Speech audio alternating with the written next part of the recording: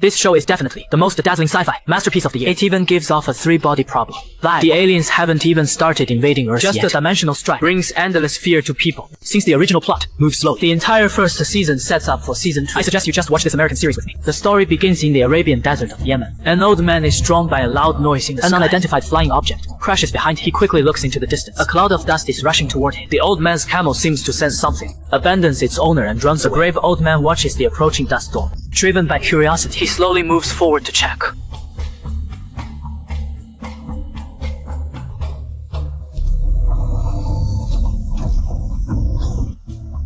Meanwhile, in a small town far away in the US, there have been frequent cases of missing persons lately. Today, the farmer's son vanished into thin air. The detective investigating finds something strange, a group of crows circling above the cornfield. He rushes over to see, stunned by what he sees.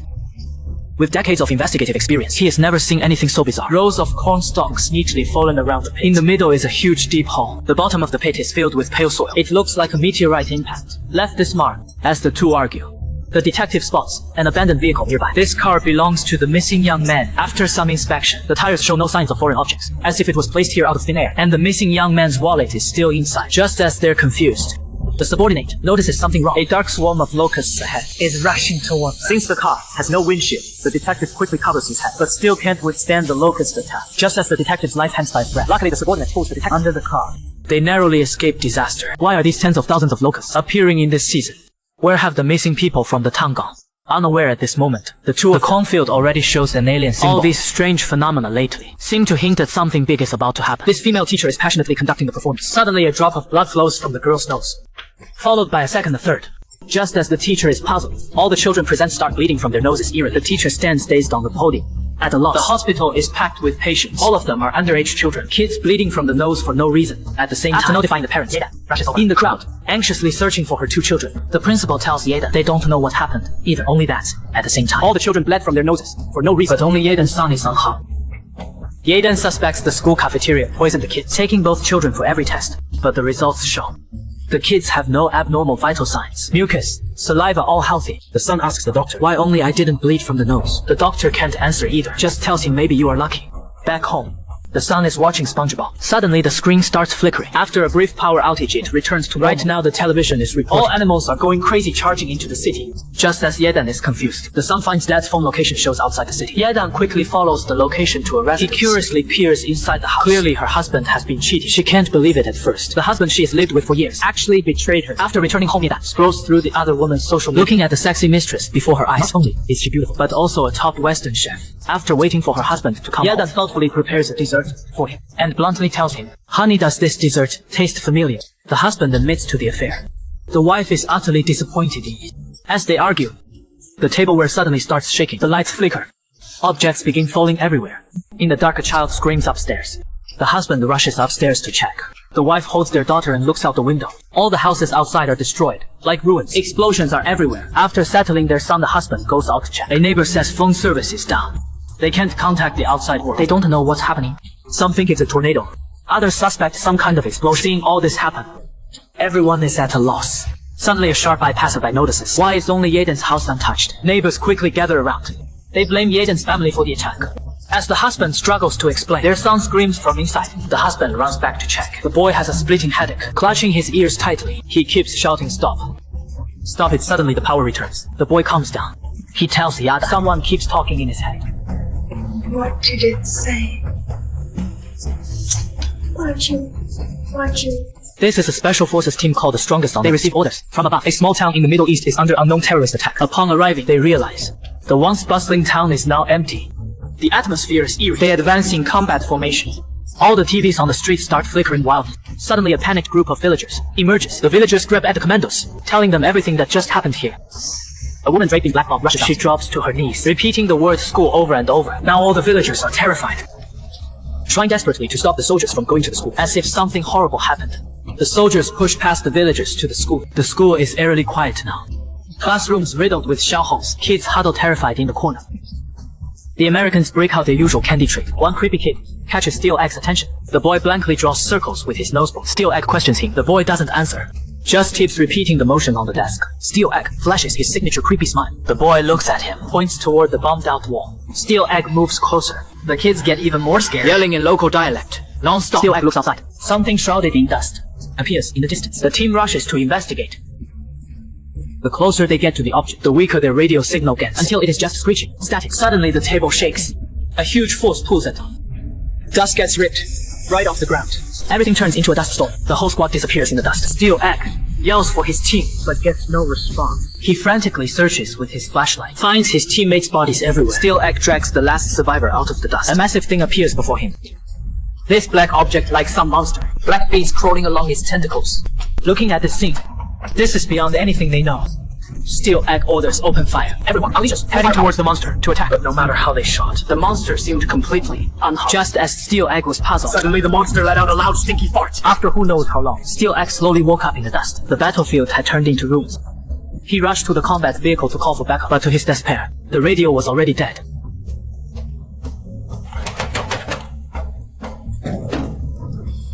With no other choice, Steel Egg dragged his wounded body forward under the scorching sun. After wandering endlessly in the desert, regretting not choosing basketball, Steel Egg shed a tear of remorse, then collapsed. Suddenly, in his blurry vision, he saw a local approaching. Since Chinese aren't well liked in the Middle East, panicked, he grabbed his gun to wall. The kind Arab elder raised his hands, showing he meant no harm, and handed a water canteen to Steel Egg. Dehydrated, he stared at the canteen, hesitated for a moment, then gulped it down. After that, Steel Egg asked if the elder had seen other soldiers. Since they didn't share a language, the clever Arab elder broke a branch into pieces. To show him, Steel Egg instantly understood. His squad had exactly that many men. He urgently asked the elder to lead him to rescue them. But the elder stayed silent, ignoring Steel Egg. Steel Egg finally passed out from exhaustion. Meanwhile, Golden Egg sat on the bus listening to J-Chow, when he noticed the ship outside seemed spooked. Then a creepy voice echoed in his mind. As his body started convulsing violently, the driver teacher turned back alarms. Unaware meteors were crashing ahead. The bus couldn't brake in time, plunged straight off the cliff. The students survived the fall, unharmed. But since the front hit first, teacher got seriously injured. Students had never faced this before, didn't know what to do at the moment. The bully was pissed at Golden Egg. If it weren't for Golden Egg, this wouldn't have happened. Everyone started blaming Golden Egg. Ostracized Golden Egg began climbing the cliff alone, under everyone's watchful eyes. Golden Egg scaled the cliff with sheer will. Others saw this and started following suit. After some effort, everyone made it up. They saw the wreckage on the roadside. Turns out it wasn't a meteor that fell, but a Russian satellite. Why did the satellite crash? Looking at the wreckage, Golden Egg suddenly noticed the writing on the debris matched the script in his sketchbook. Golden Egg couldn't figure out how he predicted this event. America suddenly issued a global emergency broadcast. Terror attacks are happening worldwide. These attacks are from an alien civilization. Satellites worldwide picked up alien signals. Humanity must unite now. Fight back against the alien threat. This report will broadcast in 100 languages to every corner of the world. As things stand, after Japan's space station was mysteriously attacked, Pidan detected alien signals. Duck Egg's family in America also faced unknown attacks. His son seems to have a vendetta against aliens. Gangdong was the only survivor. After encountering an alien spacecraft, Golden Egg, who had the field trip accident, started acting strange due to alien signals. This whole show uses ordinary people's perspectives to slowly reveal the alien invasion. Look closely at the Japanese, preparing to launch a manned spacecraft to the space station. Little did they know, this would be a one-way trip to space. Pidan, the communications engineer, was doing final checks on the equipment and saying goodbye to her astronaut girlfriend. After confirming with the technicians that everything was correct, everyone clasped their hands, tightly bracing for this exhilarating moment. As the rocket ignited and launched, the powerful thrust accelerated the rocket to escape velocity. The rocket, now free from gravity, jettisoned its boost. Watching the rocket successfully enter the planned orbit on the screen, everyone cheered, jubilant, their smiles stretching here to here. However, after the spacecraft successfully docked with the space station, 3 astronauts were admiring Earth when in the next second,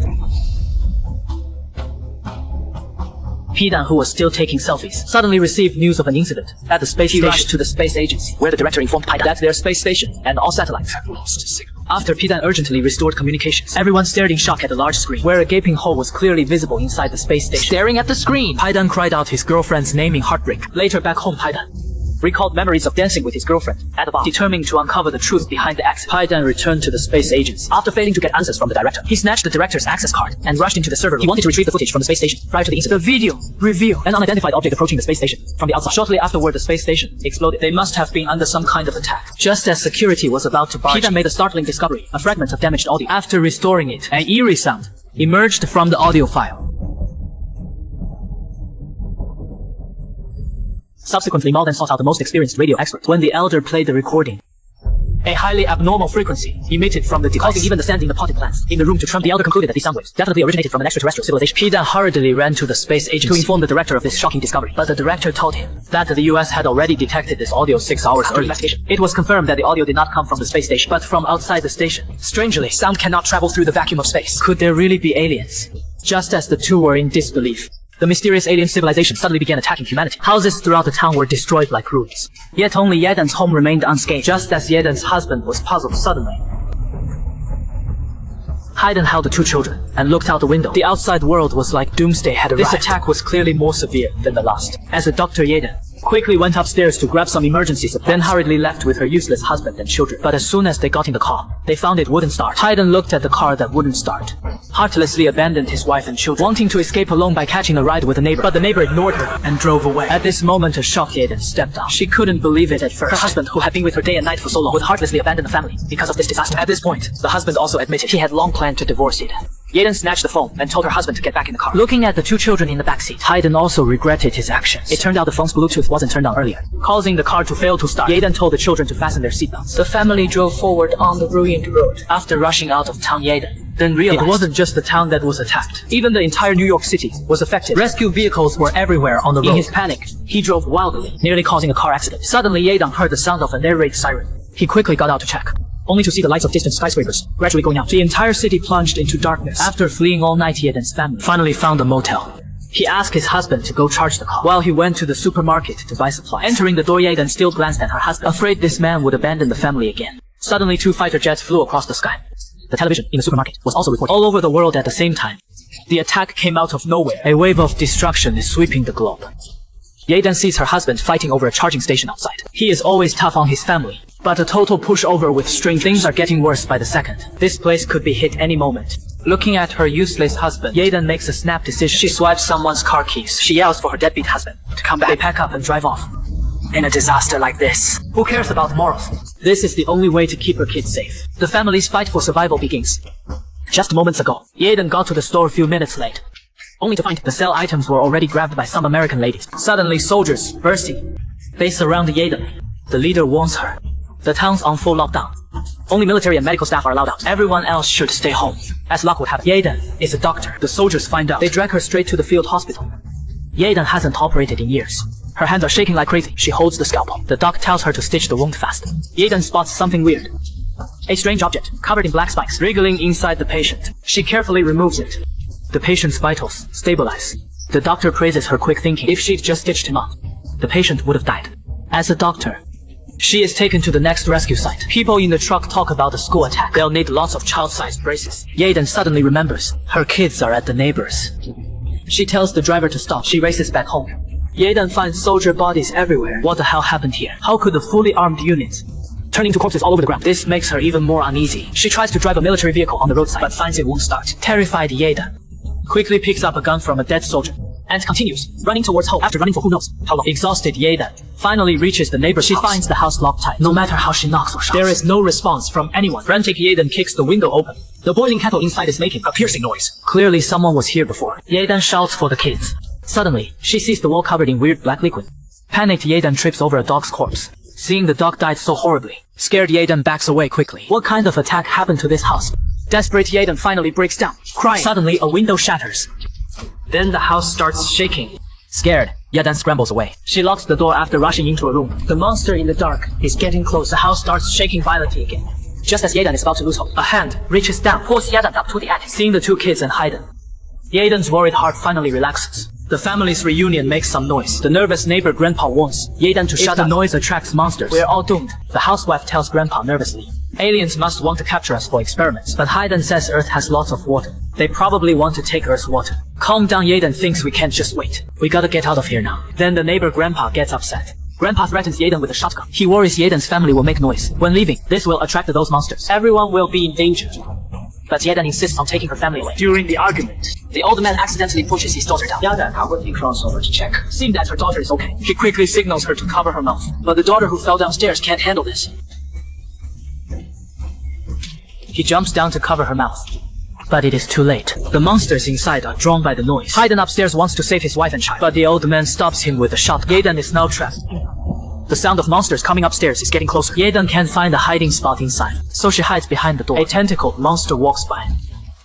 Luckily, it doesn't notice them. Yedan curiously looks toward the monster. Suddenly, the monster knocks over the wardrobe. The people upstairs hear the noise.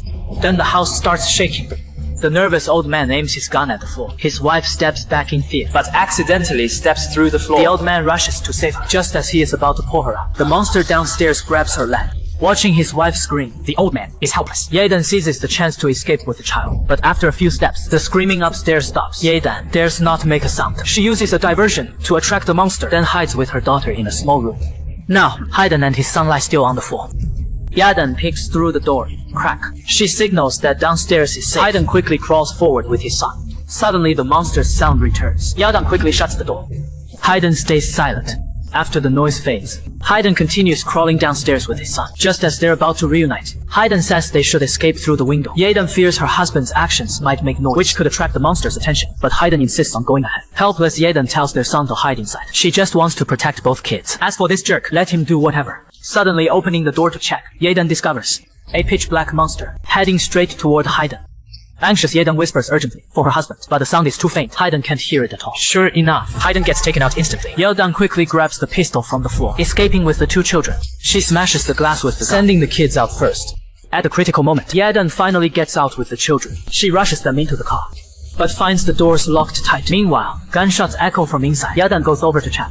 It turns out the old man isn't the kind. Old man tosses Yedan the car keys. He tells her to start the car fast, staying behind to hold off the monster. Yedan inside the car watches outside. The old man frantically reloads. She warns her son not to open the door. The next second, the old man gets taken. Terrified, Yedan screams and drives off. Panics, she hits the wrong gear.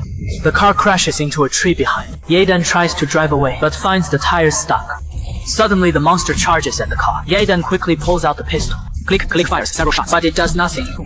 She grabs a golf club, jamming it into the monster's just at the brink of disaster. She randomly feels a black stone in her son's bed. Facing the approaching monster, Yedan goes crazy, stabbing wildly at the monster. This black stone seems to be the monster's weakness. He let out a furious roar at the monster. After calming down, Egg gazed thoughtfully at the stone in his head.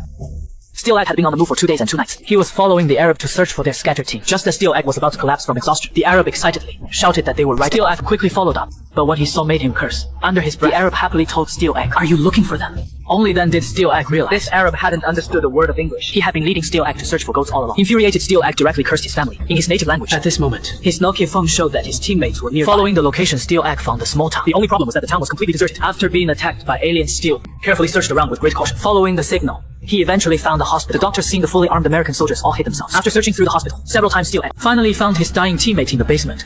His teammate told Steel Egg, after being attacked by aliens, he was saved by the hospital nurse. He urged Steel Egg to return to base and contact headquarters immediately. On the other hand, although the nurse had saved Steel Egg's teammate, he still harbored resentment towards the American troops. He believed there were no such things as aliens, and that it was actually the American troops who had attacked his town, destroying the town's school. Suddenly, a burst of gunfire echoed from upstairs. It was the local militia group, coming to seek revenge against Steel Egg. Enraged, Steel Egg thought the nurse had betrayed him. He held the nurse at gunpoint and moved towards the stairway. Then he quickly turned off all the lights. The night was his veil. The two enemies who had just come downstairs were instantly taken down. Subsequently, Steel Egg began evacuating with the nurse. He overturned all the cabinets to buy time. One of the enemies suddenly heard a sound behind him. Curious, he moved forward to investigate. The next second, he was killed by an unknown creature. Taking advantage of the situation, Steel Egg carried his teammate and fled. As soon as he rushed out of the door, he was ambushed by the waiting enemy forces, but they were simply no match for Steel Egg. He quickly put his teammate into the car, but he found that his teammate was severely injured and had already stopped breathing. He vented all his anger on the enemy troops.